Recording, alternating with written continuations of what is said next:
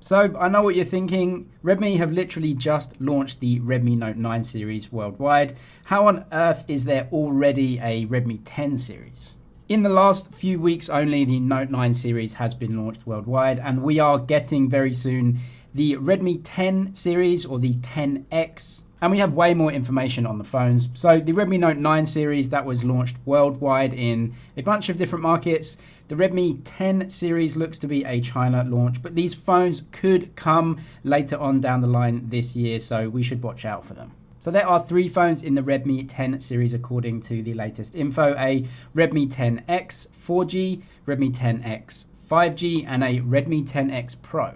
Thanks to Isham for all of this leaked information. The Redmi 10X 4G, this comes in either 4 or 6 gigabytes. The Redmi 10X 5G in 6 or 8 gigabytes. Then we have a bunch of colors ranging from white, sky blue, dark blue, and even gold and silver, which sounds pretty cool. Be interesting to see how they actually turn out and what they look like, so I'll definitely be watching out for those. According to this info, the Redmi 10X coming with a Helio G70 processor, that's a MediaTek SoC. A 48 megapixel main camera and a more or less 5000 mAh battery. The Redmi 10X Pro looks set to be the one that is going to feature this new MediaTek chipset called either the 820 or the 800 Plus. This got benchmarked yesterday, so we know that for the price tag and the range that this is coming in, it's actually quite a powerful chipset and does punch above its weight in terms of power to the price this phone is going to come at. Even though this will be the Pro model, it's a Redmi phone, we know it's going to be definitely affordable.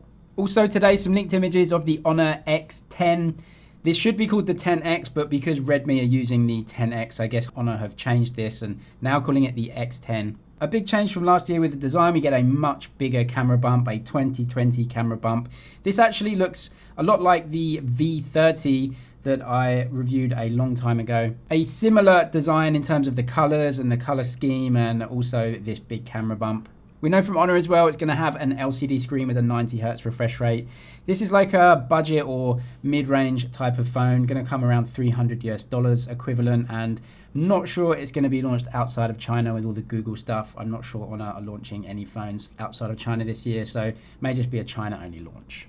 We also get more info on the Vivo Z1, which is launching pretty soon. That's going to be the first phone to feature the Dimensity 1000 Plus chipset. This phone will have dual mode 5G, so both the sub-6 and the millimeter wave 5G, so that's a good thing. Also, dual speakers on this apparently. I can definitely see the speaker grill at the bottom. I can't see any speaker grills at the top, so I'm assuming they're doubling up the earpiece for a speaker. But considering this is also going to be, I guess, a mid-range type of phone, having dual stereo speakers definitely a good thing, and you see these type of hardware improvements coming down the line now.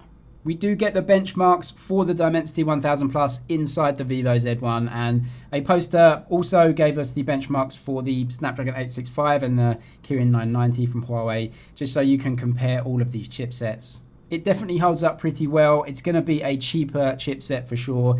This won't be an expensive phone from Vivo. They already released the iQOO Neo 3 with the Snapdragon 865 chipset, and that wasn't expensive for a flagship SoC, so this is going to come even cheaper than that. We also get the full detailed specs of a new phone from Realme called the Realme X50 Pro Players Edition. We've already had the X50 Pro. It's a flagship phone, a flagship killer from Realme. This Players Edition, it has a slightly different design on the back, so a unique design, and also it will be changing the main camera sensor, going from a 64 megapixel in the Realme X50 Pro, changing it to a 48 megapixel.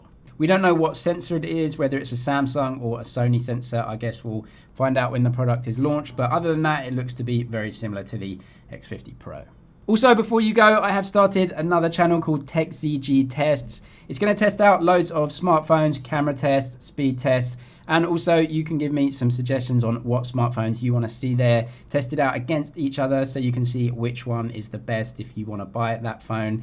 Link is in the description. It would help me out a lot, and hopefully you'll find some good value in there too. But anyway, subscribe to this channel for the latest tech news and videos. That's it for now, but I'll see you in the next one.